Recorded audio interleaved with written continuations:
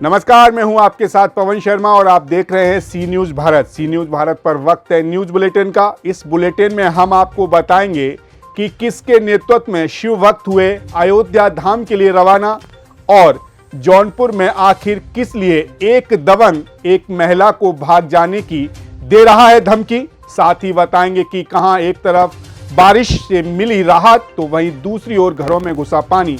इन सारी खबरों पर बात होगी विस्तार से, तो चलिए शुरू करते हैं खबरों का सिलसिला। अंबेडकर नगर जय बजरंग कांवरिया संघ के युवाओं द्वारा संदीप अग्ररी के नेतृत्व में पौराणिक तमसा नदी से जल भरकर उस्मापुर शिवाला मंदिर से भव्य कांवड़ यात्रा निकाली गई। आचार्य रामदौर मिश्रा द्वारा विधिवत पूजन अर्चन के बाद भाजपा जिला उपाध्यक्ष डॉक्टर रजनीश सिंह ने जय बजरंग कांवरिया संघ के युवाओं संग हिस्सा लेते हुए झंडी दिखाकर यात्रा को रवाना किया। ट्रैक्टर पर सजी मनमोहक झांकी के साथ निकले शिव भक्तों का जगह जगह स्वागत किया गया। सरस्वती शिशु मंदिर शिवालय पहुंची कांवड़ यात्रा का भाजपा नगर अध्यक्ष संजीव कुमार मिश्रा, राजेश मिश्रा, मन्नू एमएलसी प्रतिनिधि कृष्ण गोपाल कसौदा, नगर उपाध्यक्ष देवेश मिश्रा, जिला मीडिया प्रभारी किसान मोर्चा विकास निषाद, अमित मदेशिया, विनय मिश्रा, जितेंद्र शिल्पी आदि ने स्वागत किया। वहीं शिव भक्तों ने बोलबम व हर हर महादेव के नारों की गूंज के बीच पैदल जलालपुर नगर भ्रमण के बाद बड़ी मठिया मंदिर पर विधिवत पूजन अर्चन के साथ शिवलिंग पर जलाभिषेक किया। तत्पश्चात अयोध्या धाम से जल भरकर लाने एवं जलाभिषेक करने के लिए प्रस्थान कर गए। अंबेडकर नगर से कैमरा पर्सन धीरेन्द्र नाथ वर्मा के साथ अजय कुमार उपाध्याय की रिपोर्ट। भारत सरकार के निर्देश अनुसार विद्युत विभाग द्वारा बिजली की निर्बाध आपूर्ति समेत नई टेक्नोलॉजी से स्मार्ट मीटर के साथ किए गए बेहतरी को लेकर नेपाल और यूपी सीमा पर स्थित बगाहा में महोत्सव का आयोजन किया गया, जिसमें बेतिया व बगाहा के तमाम अधिकारियों व जनप्रतिनिधियों ने भी भाग लिया। इस मौके पर आदिवासियों ने डांडिया नृत्य कर देशभक्ति का संदेश दिया, तो वहीं आईएएस दीपक मिश्रा के साथ कार्यपालक अभियंता आलोक अमृतांश व जेडीयू एमएलसी भीष्म साहनी ने 2047 तक बिजली के क्षेत्र में और अधिक उन्नति कर शिखर तक पहुंचाने की बात कही। बताया जा रहा है कि विद्युत विभाग ने सीमाई क्षेत्रों में दून की दुर्गम पहाड़ी इलाकों को छोड़कर हर गांव व शहर के गली मोहल्ले तक बिजली की आपूर्ति 22 से 24 घंटे तक सुनिश्चित कराई है, जिसमें उपभोक्ताओं को स्मार्ट मीटर और प्रीपेड कनेक्शन भी दिया है।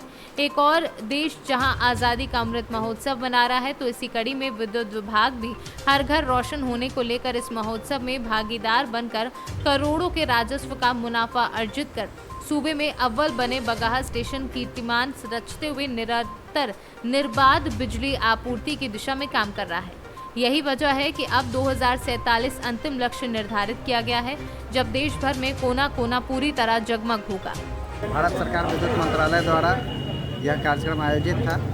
आज बगहा में 29 तारीख को हम लोग इस कार्यक्रम में है। कार्यक्रम का मुख्य रूप से विशेषता था कि जो भी विगत वर्षों में जो उपलब्धियां हुई है, सफलता विभाग ने प्राप्त किया है, उसको लघु फिल्म के माध्यम से, नुक्कड़ नाटक के माध्यम से दिखाना था।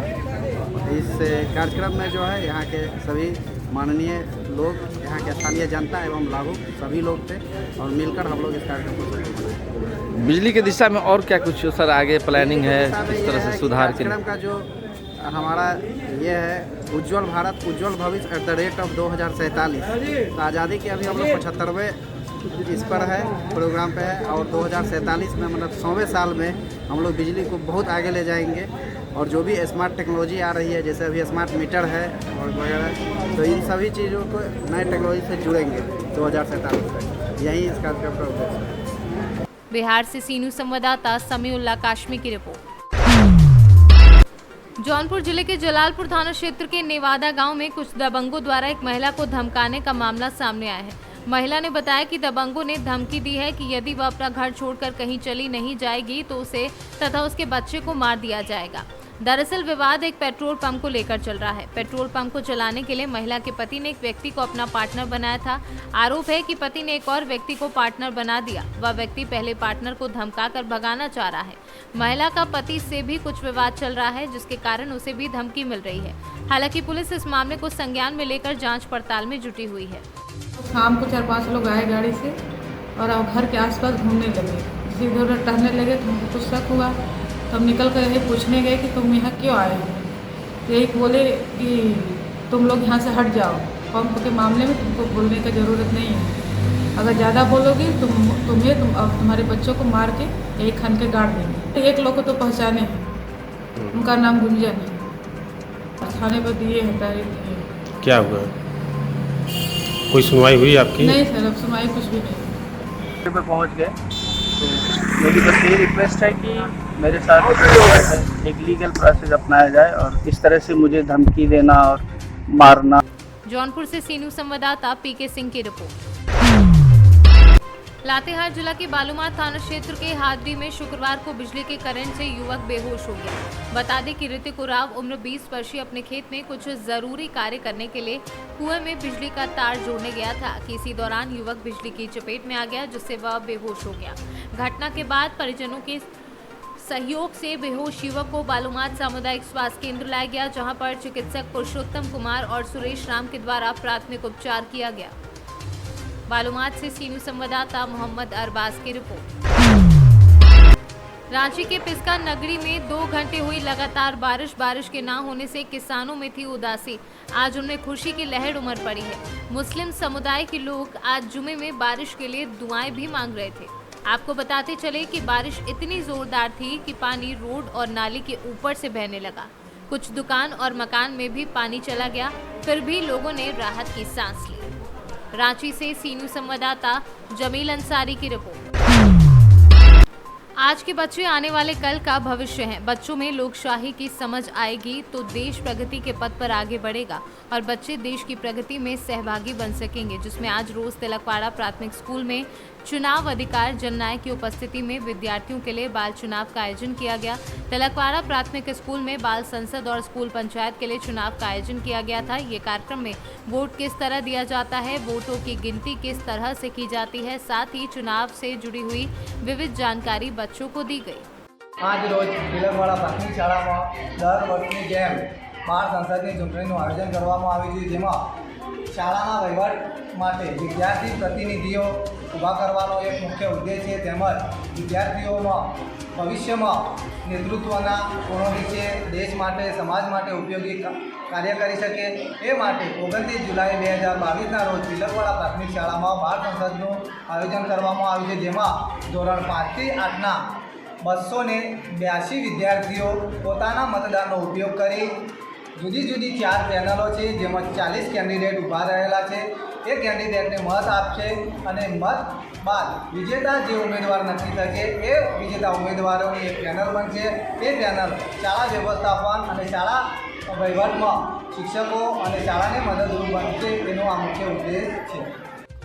આજ રોજ तिलकवाड़ा प्राथमिक शाळा खाते શાળાના જે વિદ્યાર્થીઓ છે એના માટે બીએલઓ છે રણજીતભાઈ એમના દ્વારા એમના સ્ટાફ દ્વારા બાળ સંસદનું આયોજન કરવામાં આવ્યું છે, જેનો મુખ્ય ઉદ્દેશ કે બાળકોની અંદર મતનું મૂલ્ય સમજાય અને લોકશાહીની પ્રક્રિયામાં પોતાનો અહમ ફાળો છે એ ભજવી શકે એ બાબતનો છે।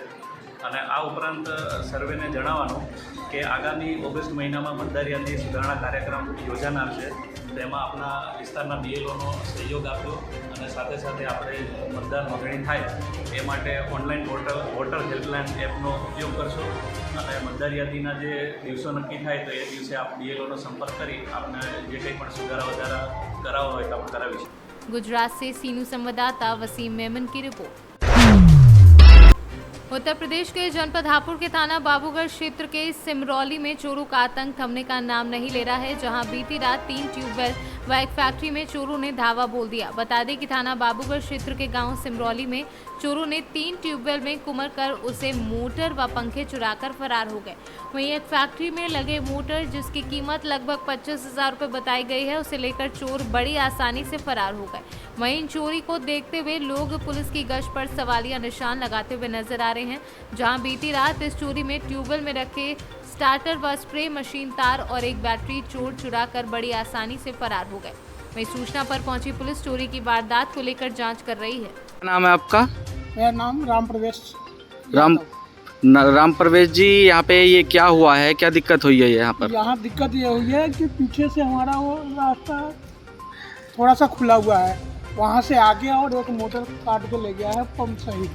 अच्छा, तो इसमें मतलब कि कितनी मोटर चुराई हैं आपकी?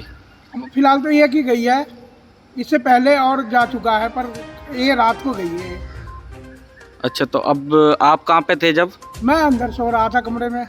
आपको नहीं पता लगी? नहीं, पता न लगी। सुबह जब मैं आया तो देख रहा हूँ कि यहाँ से वो जंगल जो है कि वो यूं ही है। मैं पीछे ही जाता हूँ लैट्रिन करने, देख रहा हूँ कि जंगल बिल्कुल वो कैसे हो गया है, टूटा हुआ। फिर मैं आकर देख रहा हूँ तो मोटर है ही नहीं। हापुड़ से सी न्यूज संवाददाता सचिन सागर की रिपोर्ट। कांकेर में चाकू की नोक पर लूटपाट के आरोपियों को पुलिस ने गिरफ्तार कर लिया है। पुलिस ने सभी आरोपियों को 6 घंटे के भीतर गिरफ्तार किया है। पुलिस ने जानकारी देते हुए पूरी घटना का खुलासा किया है। वहीं पुलिस ने घटना में प्रयुक्त कार व सभी सामानों को भी जब्त कर लिया है। निवासी हैं, उन्होंने एक रिपोर्ट दर्ज कराई थी थाना चराना में कि जब वो 27 तारीख को रात के लगभग 10:30 के आसपास ग्राम भोता में जब पिकअप से आ रहे थे तो उनके सामने एक डिजायर गाड़ी जिसमें 6 लड़के थे ओवरटेक करके उनकी गाड़ी को रोका। रोकने के पश्चात वो गाड़ी से उतरे और इन दोनों को बाहर निकाले और उनसे कुछ पैसे की मांग की। जब ये मना किए तो उन्होंने चाकू से उन पर वार किया था, जिससे वो अपने हाथ से बचाव किया, जिससे उनके हाथ पर चोट भी लगी थी। बाद में उन्होंने उनकी गाड़ी में रखे हुए लगभग 4000 कैश, 2 मोबाइल और जो किराना जो सामान थे, जो सामान लेकर आ रहे थे, उसकी डकैती कर लिए थे। जिसकी सूचना थाना चरामा मिलने पर इसमें 295, 294, 323, 506 और 427 तथा 25-27 नाम से एक मामला पंजीबद्ध किया था। ये आरोपी जो थे उस घटना करने के बाद एक बाइक चोरी करने की फिराक में थे। जिस बाइक चोरी करने की फिराक के दौरान हमें एक सूचना मिली, जिस पर एक टीम गठित करके हमारी टीम भेजी गई, उनको गिरफ्तार किया गया, जिसमें मुख्य रूप से मनीष पटेल जो सेलगांव कोरर के हैं, और एक अमन नाग है डहरामा से, और एक राहुल गावड़े कोरर से। इसके अलावा 3 जो नाबालिग आरोपी, टोटल 6 इसमें मुख्य रूप से आरोपी शामिल थे, जिस पर थाना चरामा में FIR किया गया है। घटना में जो चोरी के जो डकैती के जो सामान थे, चाहे कैश में उन्होंने 4000 में लगभग आधे खर्च कर चुके हैं, जैसे 700 के आसपास जब्त हुआ। बाकी उनके जो राशन के जो सामान थे, किराना था, उनको जब्त किया गया है। साथ ही साथ मोबाइल भी रिकवर हो चुका है। इसके अलावा उनके जो गाड़ी थी डिजायर उसको भी जब्त किया गया है। आज अभी जैसे उनसे पूछताछ हम लोग कर रहे हैं, तो उनके जैसे आपराधिक रिकॉर्ड को देखते हुए लग रहा है कि वो पूर्व में कहीं शामिल थे, लेकिन उन्होंने अभी इस प्रकार स्वीकार तो नहीं किया है। बट एक बाइक चोरी करते उन्होंने अभी पाया गया है, जिस पर पृथक से थाना कोरर में इसमें FIR दर्ज किया जा रहा है 379 में। 2 बाइक। कांकेर से सी न्यूज संवाददाता दिनेश नथानी की रिपोर्ट। कांकेर जोगी गुफा मंदिर के पास तालाब में आज सुबह एक मासूम बच्चे का शव देखा गया, जिसके बाद पुलिस को सूचना दी गई। पुलिस गोताखोर टीम को लेकर जोगी गुफा तालाब पहुंची और बच्चे और महिला के शव को तालाब से बाहर निकाला गया। जोगी गुफा में रहने वाले साधु ने बताया कि महिला कल रात अपने बच्चे के साथ यहां पहुंची थी और सुबह होते ही सबसे पहले बच्चे का शव देखने के बाद उसने तत्काल पुलिस को सूचना दी। पुलिस ने बताया कि महिला और उसका पति एक भोजनालय में काम करते हैं। कल रात से महिला बच्चे के साथ घर से निकल गई थी। पुलिस द्वारा मर्ग कायम किया गया है और इस मामले में जांच पड़ताल कर रही है। आज सुबह करीबन 8 साढ़े 8 बजे के आसपास थाने में सूचना मिली कि कोई महिला जो है वो अपने बच्चे को लेके जोगी गुफा के पास जो तालाब है उसमें कूदी है करके खोजबीन की गई। तो सबसे पहले 10 माह का उसका बच्चा था, उसकी लाश मिली है। उसके बाद जिसने उसको कूदते हुए देखा है उससे पतासाजी की गई, तो उन्होंने जगह बताया कि कहाँ से उनको कूदना बताया है करके। तो फिर खोजबीन की गई तो मृतिका सेवती सिन्हा, इनकी भी डेड बॉडी रिकवर हो गई है। इनके पति से पूछताछ करने पे पता चला है कि वो कल रात में लगभग 8:30 बजे के आसपास कुछ देवी देवता का कुछ विषय लेके घर से बाहर निकली थी सामान लेके। उसके बाद उसके पति ने और आसपास के जो उनके पड़ोसी हैं वो सब ने खोजबीन की, लेकिन कोई पतासाजी नहीं हो पाई कल। और ये यहाँ पे भोजनालय में कार्य करते थे इनके जो पति हैं, और ये लोग मुख्यतः मानपुर इलाके के रहने वाले हैं। अभी प्रथम दृष्टया जो भी है मर्ग कायम किया जाएगा दोनों का। उसके बाद पोस्टमार्टम कराने के बाद जिस प्रकार से होगी अग्रिम कार्रवाई की जाएगी। कांकेर से सी न्यूज संवाददाता दिनेश नथानी की रिपोर्ट। आजमगढ़ स्वाट टीम द्वितीय के प्रभारी गजानन चौबे, थानाध्यक्ष सिधारी आपस में अपराध नियंत्रण पर हरबंसपुर तिराहा सुखदेव पहलवान की मूर्ति के पास विचार विमर्श कर ही रहे थे कि एक खास मुखबिर आकर पुलिस टीम को बताया कि ग्राम सलारपुर में राकेश उर्फ सोनू यादव के घर गांजा तस्करी की मीटिंग चल रही है। पुलिस टीम ने उक्त खबर की सूचना को संज्ञान में लेते हुए तुरंत मौके पर पहुंचकर राकेश उर्फ सोनू के घर की घेराबंदी कर ली। तभी देखी कि राकेश की कार कट वाले रूम में जा घुसी, जहां कुछ लोग आपस में बातचीत कर रहे थे। पुलिस टीम को देखते ही वे लोग भागने लगे और कुछ लोग गांजा की पुड़िया भूसे में छुपाने लगे।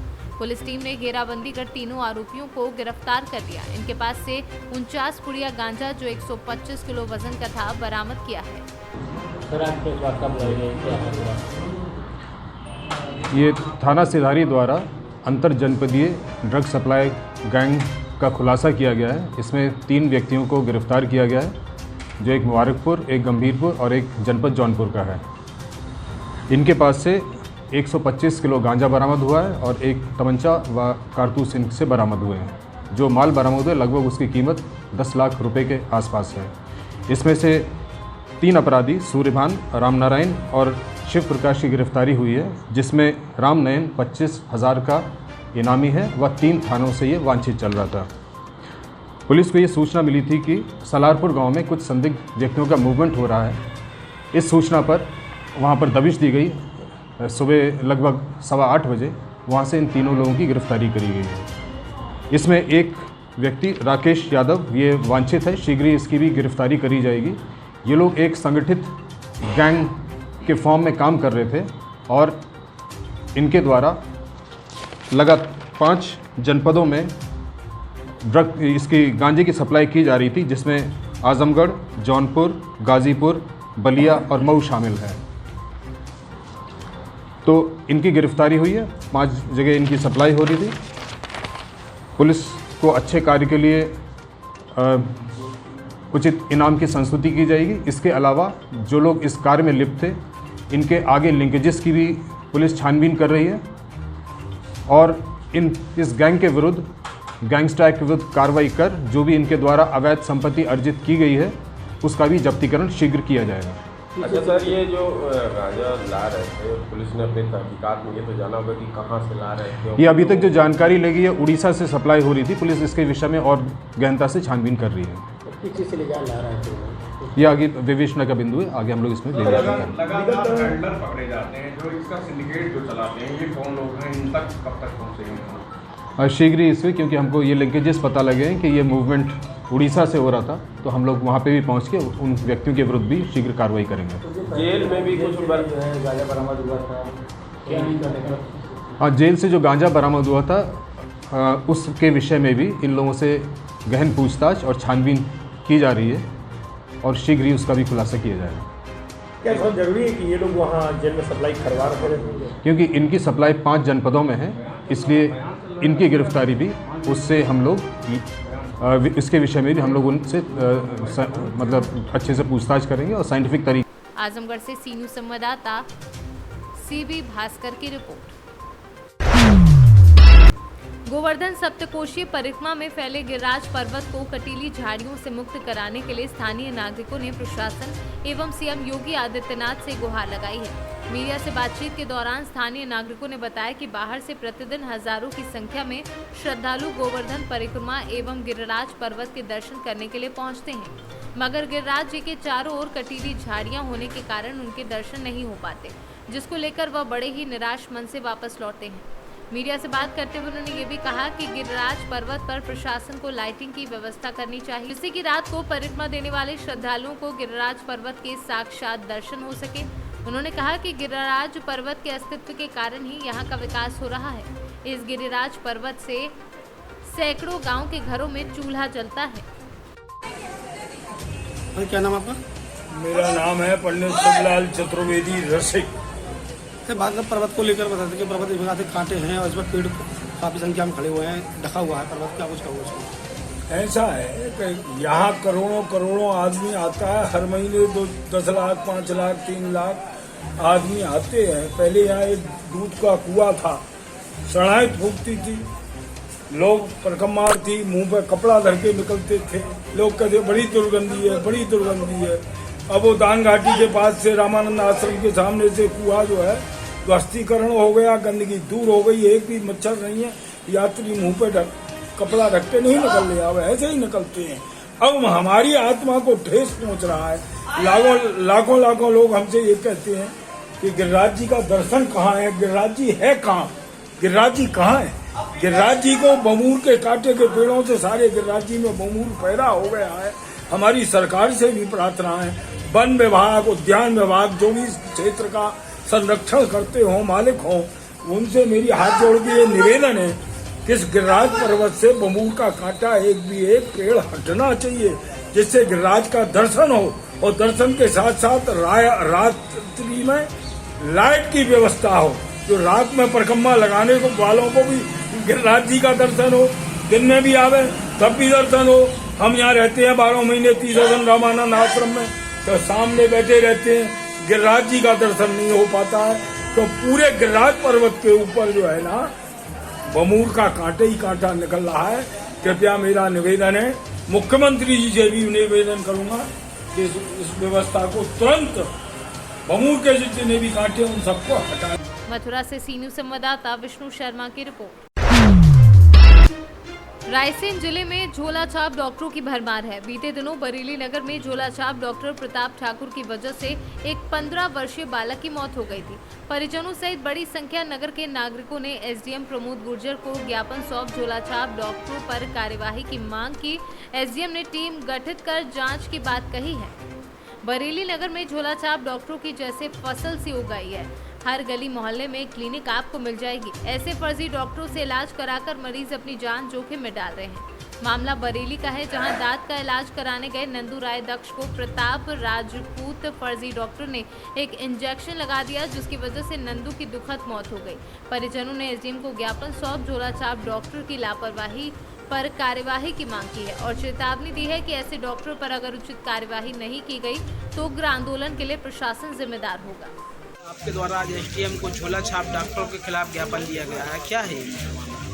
झोला छाप डॉक्टर से तात्पर्य ये है कि डॉक्टरों के पास होम्योपैथिक और आयुर्वेद की डिग्रियां की रजिस्ट्रेशन कराए हुए हैं रायसेन से, और वह एलोपैथिक का ट्रीटमेंट करते हैं, जिनको मेरी जहां तक जानकारी में है होम्योपैथिक आयुर्वेद वाले इंजेक्शन बॉटल नहीं लगा सकते, पर अपने यहाँ बरेली में ऐसे 50 क्लिनिक हैं किराने की दुकान की तरह हर मोहल्ले में, और वह इंजेक्शन बॉटल से लेकर सारे ट्रीटमेंट कर रहे हैं। सभी रोगों के विशेषज्ञ लिख के बैठे हुए हैं और पब्लिक इससे गुमराह होकर उनसे इलाज करा रही है, और आए दिन जनहानि हो रही है, उससे मृत्युकारी घटनाएं हो रही हैं। ज्ञापन देने का क्या उद्देश्य है? ज्ञापन देने का उद्देश्य है समाज में ये जो घटनाएं चल रही हैं उन पर रोक हो, और जो डॉक्टर फर्जी डिग्रियों से अपना काम कर रहे हैं उनकी जांच हो दल गठित होकर। उसके बाद जिनको जिन सीमाओं तक इलाज कराने का है उससे ऊपर वाला इलाज वो ना करें। इसके लिए वो MBBS डॉक्टर या बरेली हॉस्पिटल, सरकारी हॉस्पिटल या अन्य प्राइवेट हॉस्पिटल खुले हुए हैं उनमें। रायसेन से सी न्यूज संवाददाता अरशद मसूद की रिपोर्ट। बयाना पुलिस प्रत के थाना गढ़ी बाजना पुलिस ने अपनी ही सगी नाबालिग बहन को झांसा देकर जबरन शादी कराने के प्रयास के आरोप में सगे भाई व एक दलाल को गिरफ्तार कर पूछताछ शुरू की है। दोनों आरोपियों के विरुद्ध पॉक्सो एक्ट के तहत मामला दर्ज किया गया है। थाना प्रभारी महेंद्र शर्मा ने पूरी घटना के बारे में बताया है। इलाका थाना गढ़ी बाजना के गांव परुआ की एक महिला ने मुकदमा दर्ज कराया कि उसका एक लड़का उसकी अपनी नाबालिग बहनों को बाड़ी में कपड़े दिलाने के बहाने ले गया और वहाँ कुछ लोगों से मिलकर उनकी नाबालिगों की शादी कराना चाहता था, जिसकी हमें सूचना मिल गई। हम लड़कियों को ले आए, इस पर मुकदमा दर्ज किया गया और नाबालिग महिला बच्चियों के आधार पर पॉक्सो की धाराएं जोड़ी गईं। आज 2 मुलजिमान बच्चियों को ले जाने वाले उनके भाई मोनू शर्मा परुआ और बीच के दलाल